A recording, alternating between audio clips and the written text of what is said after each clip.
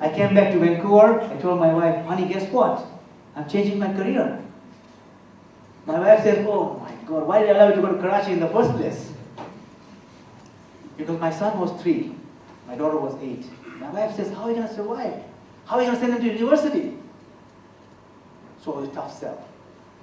It took me a long time to convince my wife and my partner. Eventually, my wife agreed on one condition. She said, I'll let you do it on a condition. I said, what's the condition? She said, we don't sell our accounting business.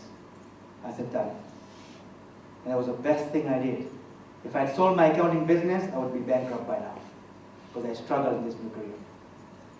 And the accounting business kept us going while I was making my way to this. Now, in this new business, I was like a bulldozer. One year, I spoke 170 times across the world. The following year, I spoke 180 times.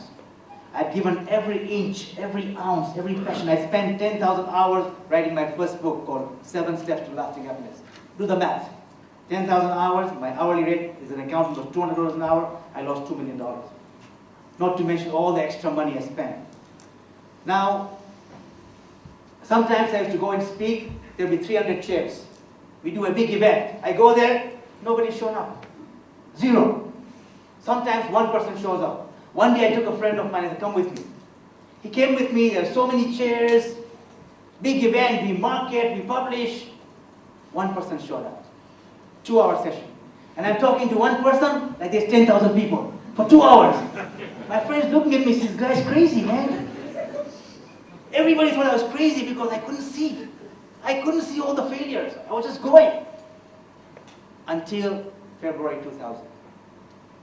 My book was out. My book, by the way, my book was out. Abdul, we have something in common. You started your business 13 July 3 years ago. My first book, 7 Steps to Lasting Happiness, was published 13 years ago, on 13 July 1999. So 13, and today is Friday the 13th. Very lucky day. So I went to the bookstore in February 2000, 7 months later after my book is published. So now, it's a bookstore called Chapters in Canada, biggest bookstore chain in Canada. So I go in the bookstore to check my book out. My goal is 5.7 million copies, so the first step is to get the book in the bookstore before you sell it, right? How am I going to sell 5.7 million copies? So I go to the bookstore. Now you don't go in the bookstore and say, hey, do you carry my book? You don't ask for your own book, right? So what do? There's 10,000 books. So I go to the computer. So I go in the computer and I press 7 because the book is called 7 Steps to Lasting Happiness. When I press 7, the computer blurts out there are 70 books on 7 something. So I go through each one. My book is not there. So I go up, I go down, I go sideways, this way, I don't find my book.